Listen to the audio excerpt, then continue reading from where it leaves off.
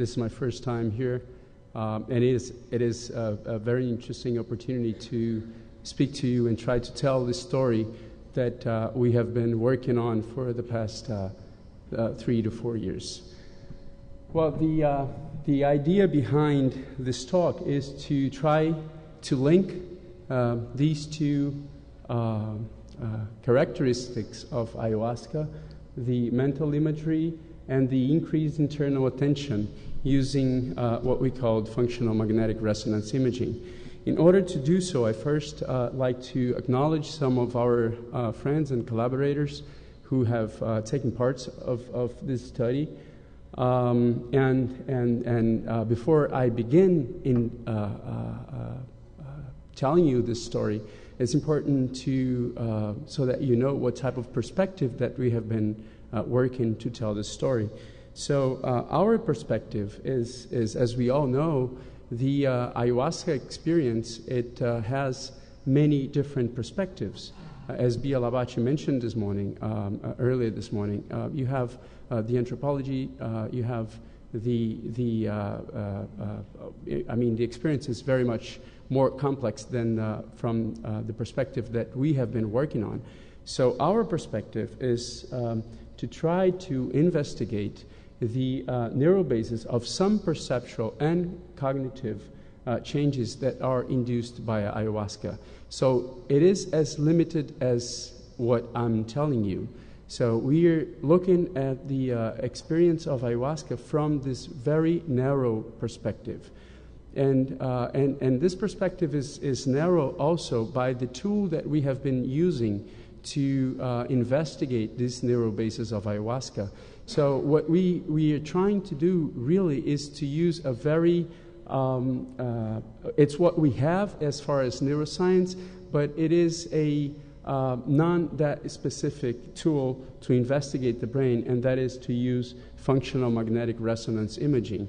So I'm not going to go into the details on how fMRI works, but all I want you to understand in order to understand our results is the fact that basically what we need is a MRI scanner, and by doing the exam using this tool, we are capable of constructing images like this ones.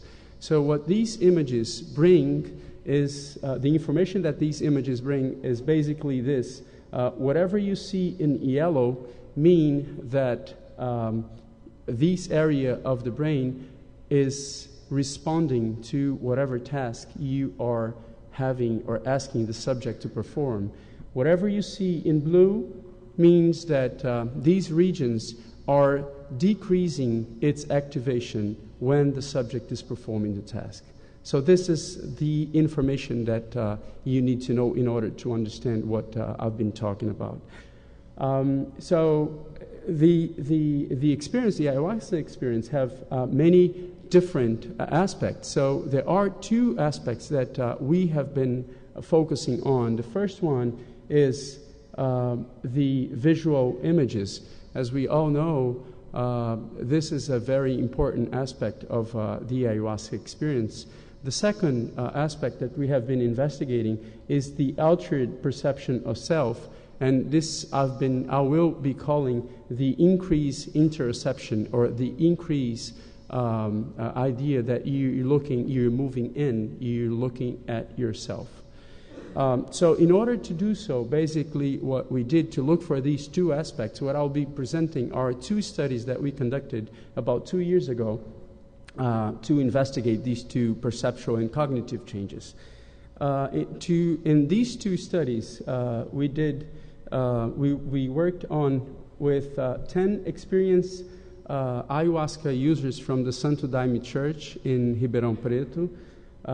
These subjects, they participated in 2 sessions before and after about 200 ml of ayahuasca intake. So what we are doing is comparing the results of the subjects before they use ayahuasca and during the use of ayahuasca. The first experiment was presented by my friend Siddhartha Ribeiro, who's also part of this work. And the first experiment involved the mental imagery aspect of ayahuasca.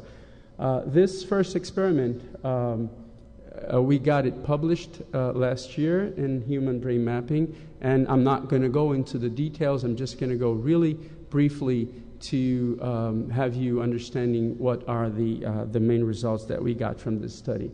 So as I said, what we did was we had a 1.5 MRI scanner.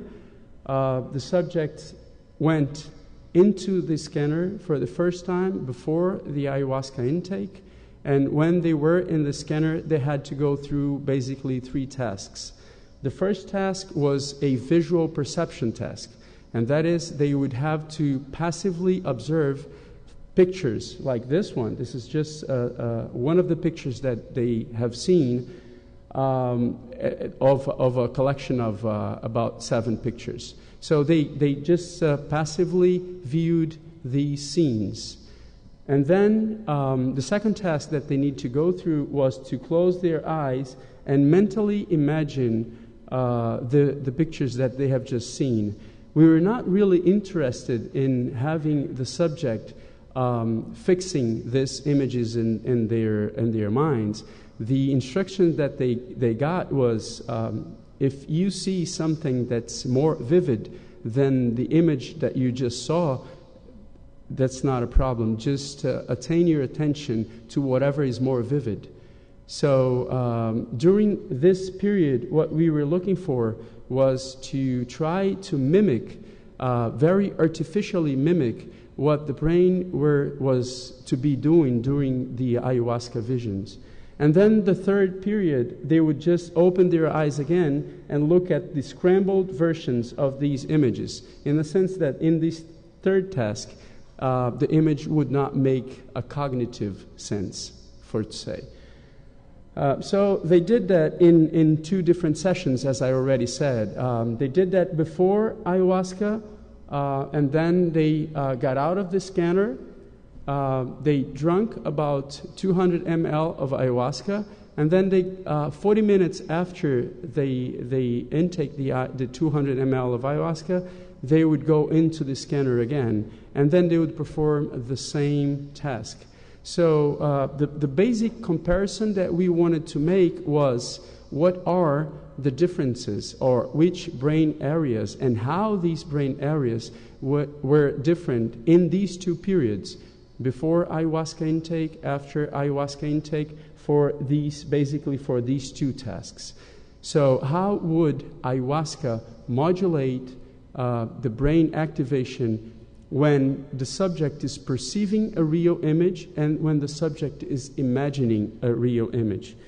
So the results that we have, I want you to focus on these yellow areas.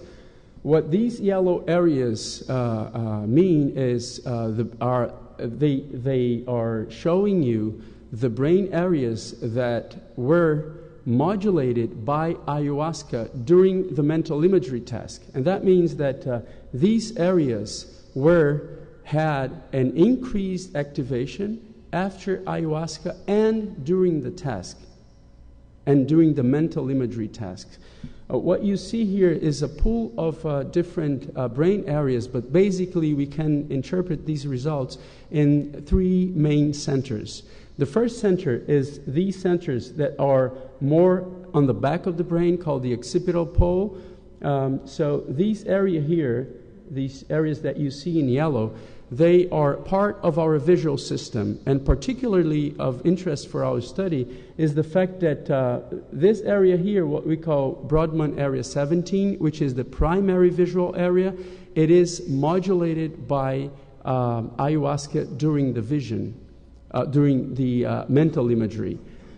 So you have visual centers being engaged in this mental imagery during the ayahuasca. You have temporal, mediotemporal. So these areas here, they are really basically in the center of the brain. These temporal areas, they have a very important aspect on memory. And these frontal areas here that you see down here, they are very important in processes of intention. So we have basically, we can try to understand these results, saying that basically that the brain centers that are modulated by ayahuasca during the mental imagery tasks are related to vision, to memory, and to intention. The second aspect, which I find very interesting from this study, I'm not going to go into the details of all these graphs, but there is one aspect that I want to catch your attention to. And this is, in blue, you see the signal from different areas during the visual imagery task before ayahuasca intake. In red is the visual imagery after ayahuasca intake. In gray, during the visual perception task, when they were passively looking at the images before ayahuasca intake, and in green is the visual perception after the ayahuasca intake.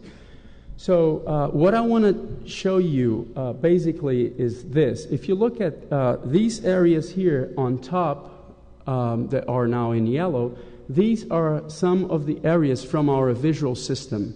So what you're seeing here is the following. In blue, you see that you have a very different signal in these two areas when you compare to the other three tasks. Meaning that in blue is when the subjects were with their eyes closed, imagining those images. So what you see here is that this is the only time where the signal is different from the other three tasks. Meaning that, so what I want to catch your attention to is this. If you look at the signal, the visual imagery after ayahuasca intake, the signal is about the same as the signal during the perception. So what we conclude from that, what we can try to extrapolate our results, is to say that during the mental imagery task and after ayahuasca intake, the subjects are seeing something. What we are saying is that when they are not with the ayahuasca, we have what we were expecting, and that is the visual system is not being stimulated. The subjects are with their eyes closed. So the signal of the visual system when the subjects are with their eyes closed without ayahuasca is what we expect. It's different from when they're perceiving an image with their eyes open. But when you look at the signal, when the subjects are with their eyes closed, but now under the effect of ayahuasca, then you have a signal that is compared to the perception itself. And that happened in the visual areas, in the main temporal areas that I said that are related to memory, and that also related to the frontal areas that are related to, say, to intention. So the broad and main conclusions that we got from this from this first set of data, from this first experiment, is that during the visions, ayahuasca modulate, during the mental imagery task, the ayahuasca modulates centers that are involved in vision, memory, and intention. The second conclusion comes from the last slide, and that is that the modulation that ayahuasca produces make the signal from this structure indistinguishable from the signal that it has during perception, meaning that so the interpretation, the extrapolation that we can do from these results is that the subjects are really modulating that system that is responsible for the visual perception. So the third extrapolation that we can make from these results is the following, that this may be the possible neuromechanism underlying the fact that ayahuasca has been used for a long time, and that might be the reason that ayahuasca is being used as a vehicle to help the investigation of your own memory. So you have the visual system, you have the memory system, and you have an intention system. So the extrapolation, and this is something that we are after now, is to try to better understand if this is the mechanism that ayahuasca has to bring your own light to your own memories. Humans are basically visual individuals. So that, and the second extrapolation would be that that confers the status of true to something. Independently of this extrapolation, the fact is this interpretation has something very interesting, and that is that ayahuasca makes a move-in process. It makes a process that, as we all know, that it makes a process to look to the inside. So it helps you look into the inside. It induces you to look to the inside. So that motivates somehow our second set of experiments, and that is how the ayahuasca modulates these systems that are part of the systems that are now being thought of as important for this moving in process. And in order to explain the results, I have to tell you a little bit about these default mode network that Amanda Fielding talked to us briefly this morning. So the default mode network is basically this. When you do an fMRI study like the one I've just shown, and many of the different studies that you have in the literature, basically what you're looking at is the following. What are the brain structures that respond to a specific stimulus? If I squeeze my hand, my brain is sending signals so that I can squeeze my hand. So which are the centers that respond to this task, squeezing your hand? So I'd say that 80% of the fMRI literature is based on this on this paradigm, and that is, if you have a task, what are the brain areas that respond to this task and how they respond to this task? So you have a whole bunch of maps like this one. So these come from different studies, and then you have these maps that says, well, these areas responded to this task, and the other areas did not respond to this task. So a couple of years ago, a second question or type of questions, they emerged, and that is, what is the brain doing when you're at rest, when you're not doing anything? So when I'm squeezing my hand, I know which areas are being activated to have that moving going on.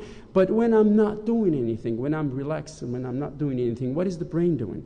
So what people have found is that there is a very consistent network, and that is there is a very consistent set of brain areas that, and these lists here, so you have areas and the frontal lobe and the parietal lobe. So there is this very consistent network. What I want to catch your attention again is the fact that it is very consistent. So it happens independent of the person. It happens independent on the task. It is a very consistent set of network, set of brain structures.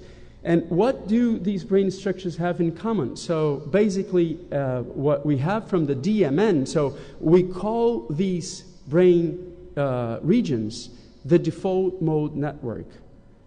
So what do they have in common? Basically, these regions, they show a greater signal when you're not doing anything. So it is as an idling of a car, of an idling rhythm. When you're not doing anything, the brain is working as an organized system for us all. This is the interpretation of the default mode network.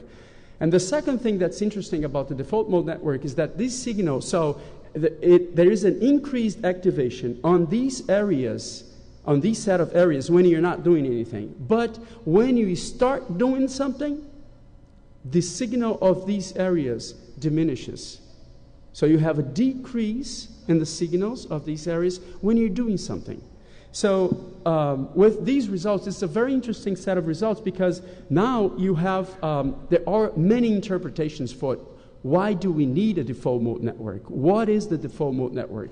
And these interpretations, they spun from underlying the autobiographical memory system, the future planning, social cognition, spontaneous mental activity, self-referential mental activity, mind-wandering, daydreaming, and that is what is that you're doing when you're at rest. Because, see, if you are at rest and you have a very consistent brain network that responds when you're at rest, the interpretation of these results is that there might be something that is going on for everyone when you're at rest. Okay. So independently, and what is it that you're basically doing? You're mind wandering. You're daydreaming. So the interpretation of this high signal, probably many of you right now are daydreaming. You're looking at me, but you're daydreaming on something else. And part of this daydreaming system is not conscious. So, and this is very common for every one of us. We are here, and then all of a sudden we are like, oh my God, I'm out of here and I didn't know. I thought I was paying attention to whatever, but I was not. I'm thinking about something that I have to pay or whatever, right? So the full mode network, because of these interpretations, they have been calling a lot of the attention of the neuroscientific community. Independent on the interpretation of the default mode network, it seems to be a marker of increased internal attention. So if you have a really, if you were paying attention to the inside, then you'd have a modulation of this default mode network signal. The classical interpretation of the default mode network is the one I just gave you, is the fact that, and this is a very important paper that was published in Science in 2007, and what they show is that there is a correlation between the signal on the default mode network and the mind wandering. So the more you mind wander, the greater the signal in the default mode network. Right? So this is the basic idea this is the classical interpretation of the default mode network. Daydream, if you're daydreaming, then you have an increased DMN, signal on the DMN. If you're decreasing the daydreaming, then you have a decreased signal on the DMN. All right, so what we did then as a second experiment was to try to understand how the ayahuasca modulates the DMN. How is the signal change in the default mode network by ayahuasca? So it was the task is not really relevant right now, but what we did was we have the subjects doing something, and we looked at the periods when the subjects was not doing anything, right? So we were looking at the DMN when the subjects were not performing a task, okay? So these are the main results we have. So basically what we have is this. The result on the DMN diminishes after ayahuasca intake. So what are the possible interpretations for this result? I'll leave it to the last slide. What's interesting is that, can you center a little bit, is it, well, never mind, it's fine. There are results that are consistent with the type of results that we have been obtaining. And where are these results? Mainly, I want to show you two examples. There are many results that have been related to pathologies, to different diseases, to different status, to whatever. But it is first very consistent to find a decrease signal on the DMN, the same thing that we found in experienced meditators. So if you look at experienced meditators, so these are two examples of experienced meditators, you have a decrease signal on the DMN. So what is the main interpretation of these set of results?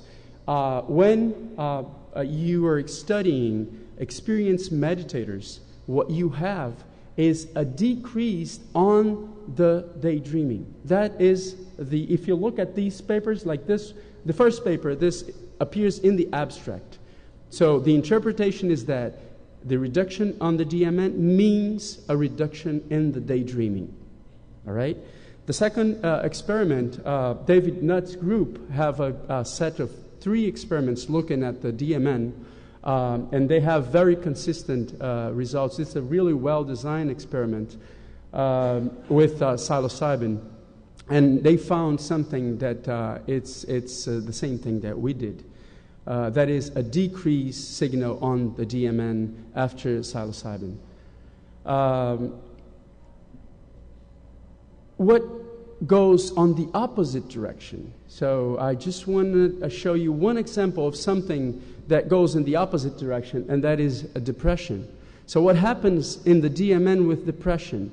So people have been working with patients with depression and have been finding that there is actually an increase in the DMN after in these subjects, right?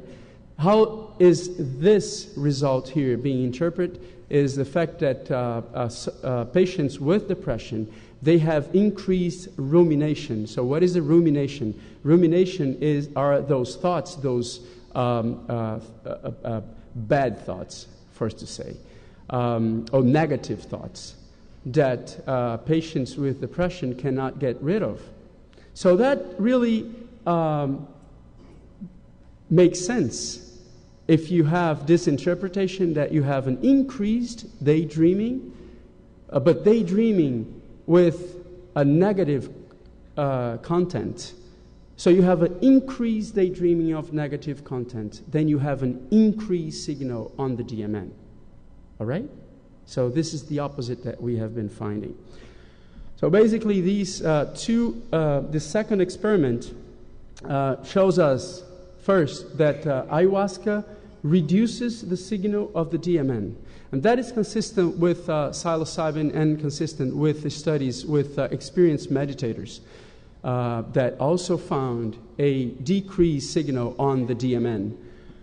So what are the possible explanations for this? The first straight explanation for this set of results is what people have been interpreting the DMN, and that is you would have a decrease mind wandering.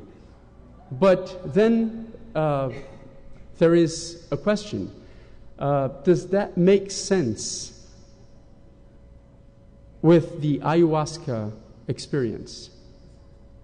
Do you think that you have a decreased mind wandering when you're under the effect of ayahuasca? I may or may not, I don't know. Second interpretation is that during ayahuasca, actually the subjects are engaged on a task.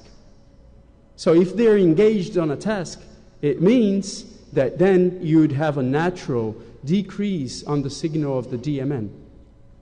The third interpretation, that's the one I like the most, is the following. Actually, what we are seeing is in meditators, as well as in the ayahuasca experience, is a detaching attitude. And what do I mean by detaching? When you're doing a meditation, like a vipassana meditation practice, what you have to do is to pay attention to your daydreaming. That's the instruction. But do not attach to that experience. That's the instruction. With the ayahuasca, or at least my interpretation, is the following. You are not under control anymore. So you are not attaching to that experience. That is it true? I don't know. This is just an interpretation of our results. And the last thing is that makes sense to the depression results. What we have in the depression results? We have an increased signal on the DMN. So an increased attachment to something. an increased attachment to the daydreaming, to the content of the daydreaming. Independent on what is the interpretation, I want to move to the third step, and that is the future perspective of our group. There are some perspectives of understanding the neurobiology from the neuroscientist perspective, some of the neuromechanisms that are behind these perceptual and cognitive effects of ayahuasca. But then these results and different set of results that I'll show you moved us to open a new line of research.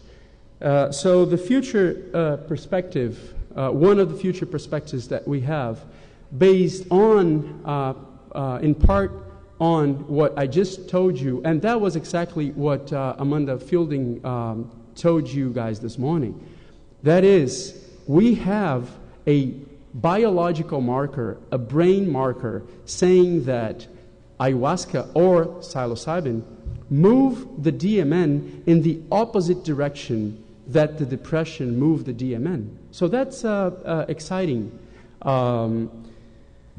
Besides this, there is a second very important marker, and that is if you look at polysomnography data. And what is polysomnography? It's sleep EEG.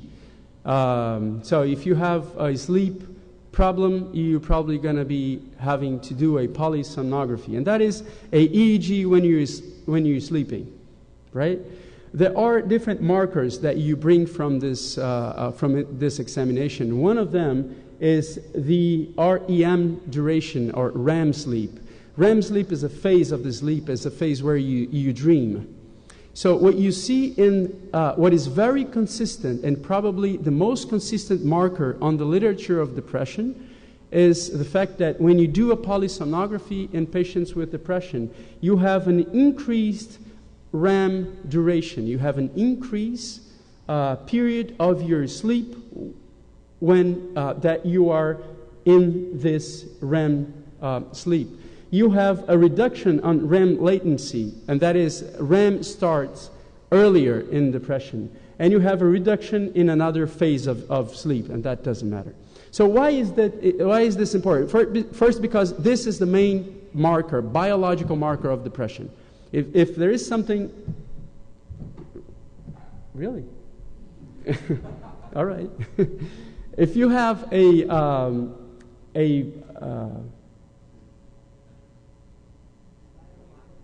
what was I saying? Thank you. If you have a biological marker of depression, that is the biological marker that we have. And Ribas, Jordi's group, have shown a very interesting study showing that ayahuasca moves, apparently, the polysomnography data on the opposite direction. So that is the second interesting marker, saying that the ayahuasca moves this biological marker. The DMN was the first, and now the polysomnography as a reduction, for instance, in the REM duration. They did not really find an increased REM latency, as there is a trend in increase, right, Jordi? Okay. So this is basically the second marker that we have. And this third exciting marker that we have comes from a pilot study that we have been conducting in Ribeirão Preto. So we already have 17 patients patients with depression going in a single ayahuasca evaluation.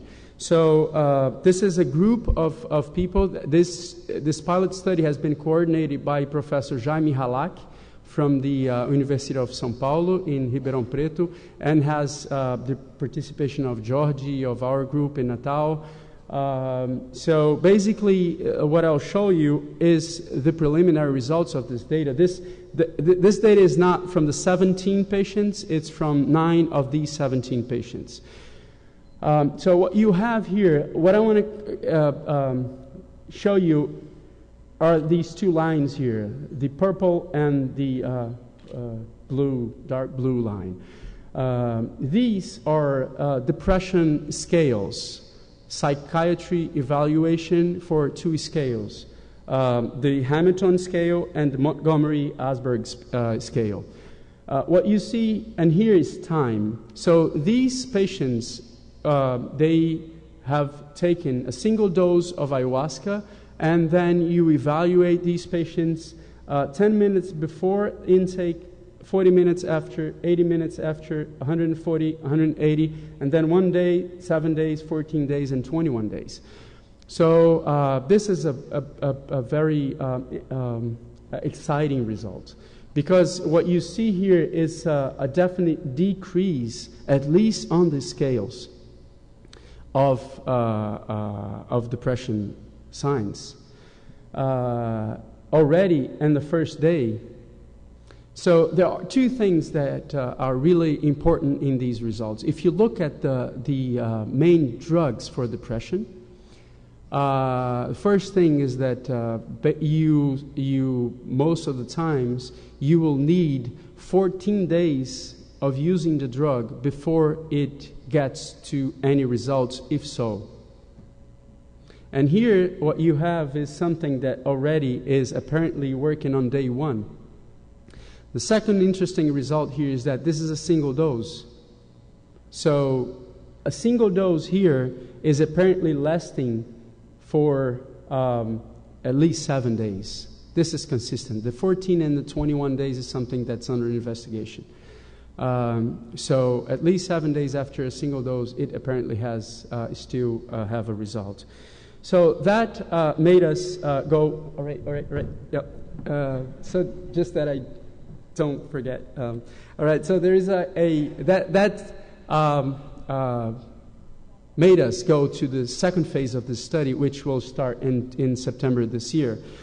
So what is the second phase? The first thing of this second phase is that we'll have to go to what we call double-blind, randomized placebo study, and that means that we'll have to have ayahuasca in as a powder, as a capsule. The subjects, and we'll have 40 subjects, individuals with depression. 20 of these individuals, they will go to a placebo, and 20 will go to the ayahuasca session. The 20 control individuals, what is it? Well, the control individuals are individuals not diagnosed with depression. These 20 individuals, they will participate twice in the exam, and that is randomized. So the first time they get in the hospital, they will go either to the placebo or to the experimental session. And the second time, they go to the other one. The second different aspect of this study is that we will use many different biological markers. We will use MRI and fMRI that I just showed you. We use a polysonography. We used neuropsychological and psychiatry scales. We used 2 different evaluations of EEG, and we will inspect blood and saliva. The design of this study, this is basically what we're going to be starting in September.